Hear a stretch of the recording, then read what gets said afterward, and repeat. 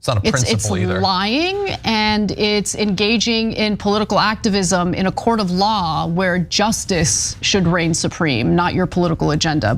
Sunny Hostin in The View got into some conspiracy theories about the jury selection in Donald Trump's case in New York. Ana Kasparian and John Iadarola broke some of that down. We're going to watch a clip of Sunny Hostin and The View host. We're going to watch some clips of Ana Kasparian and John Iadarola, and I will chime in with my thoughts. So first, we're going to start out with what Sunny Hostin had to say. But I still believe that they will be able to find an impartial jury. They are never going to find someone that doesn't know about the former twice impeached loser president, right? I would agree with one thing that Sunny Hostin says here. They're not going to find anybody who doesn't know about Donald Trump. And if you found somebody who either didn't know who Donald Trump was or had absolutely no opinion about him one way or another, that'd be a pretty frightening person that I don't think you would want on a jury, a person with that little awareness and intelligence. They're never going to find that. But what I did find also interesting about my Super Bowl is that the legal teams will be checking the jurors' social media profiles to see if they can assess the truthfulness and intention of what they said during voir dire, which is their questioning. And I think that's really, really important, because if you start liking Trump's and you follow Trump stuff on social media, can you be impartial? I don't really think so. And I think what could happen in a case like this is if you have someone, and we were talking about this morning, someone named Clay Travis is sort of telling people to get onto that jury. You get one person that sneaks onto that jury with untoward feelings, that person can hang that jury. How do you sneak onto a jury? You have to be called. Well, you lie. You lie. You say, yeah, that's okay, so Sunny Hostin kind of contradicts herself here. She says, well, the people would lie to get onto the jury, but she's also talking about how they're looking at the people's social media to see if they're fans of Trump or if they're not fans of Trump, if they hate Trump. The odds that you're going to have somebody who is a gigantic Trump supporter, a huge fan of Donald Trump, a MAGA supporter that doesn't have something on their social media about how much they love Trump, that they haven't defended Donald Trump in comment sections, that there aren't pictures of them with Donald Trump clothing or at a rally or something, are really low. So it's pretty silly that someone would lie and be some kind of a sleeper cell and sneak their way onto the jury. They're going to be questioning these people pretty extensively, and as she said, looking at their social media. So I think that idea is pretty silly.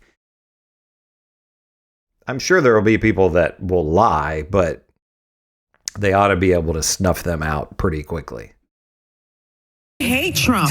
But I can be impartial, and I this and that. Before we get into what Ana Kasparian has to say here, if you like content like this, if you want to see more of it, make sure to give me a like and subscribe. That really helps me to grow the channel. So now let's get into what Ana Kasparian had to say. So it's interesting because you have both sides super paranoid that you're gonna have, super biased people involved in the jury. And by the way, she referenced Clay Travis. This is the tweet that she was referencing. If you're a Trump supporter in New York City who is a part of the jury pool, do everything you can to get seated on the jury and then refuse to convict as a matter of principle, dooming the case via hung jury.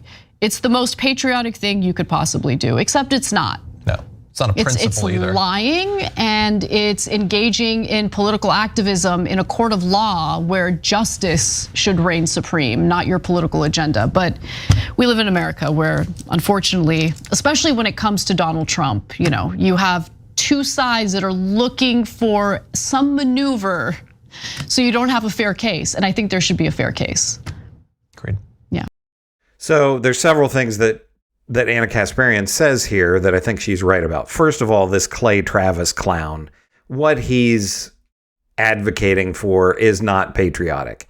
We have a judicial system. Yes, Trump and all of his followers think the system is out to get him, but this is the system that we have. We have a judicial system. Trump has his attorneys.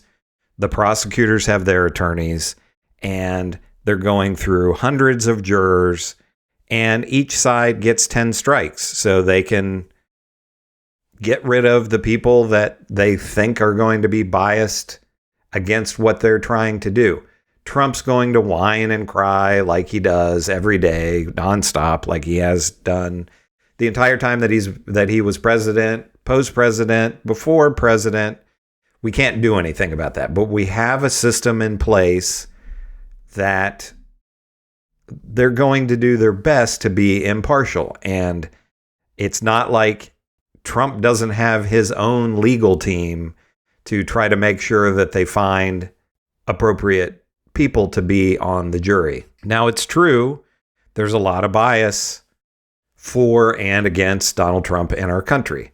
That's how things are right now, and that's how things generally are with presidents. You know, it's half the country dislikes them, half the country likes them. With Trump, he never got to a 50% approval, so it's actually more than half the country that dislikes him. But when you have somebody this famous, it's just like the OJ trial.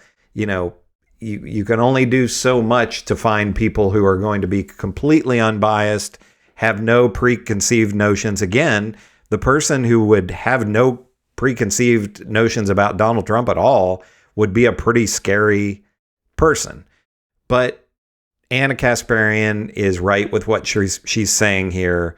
We have a very polarized political system. So, yeah, there's going to be people that are against Donald Trump in this scenario, and there's going to be people that are his fans. They're going to do their best to suss out those people by questioning them. This thing that Sunny Hostin is saying, you know, she continues to show how little she knows and really how seemingly unintelligent she is. She's the person a few weeks ago with the eclipse that was saying climate change causes eclipses and it also causes earthquakes. So she doesn't seem like she knows a whole lot.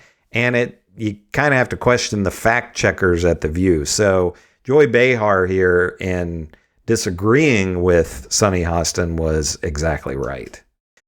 But what do you think? Who was right here? Do you agree with Sunny Hostin? Is it possible that Donald Trump MAGA fans could lie and sneak onto the jury? I think that's silly. Do you agree with what Ana Kasparian is saying here, that the best effort is going to be made to find an unbiased group of jurors?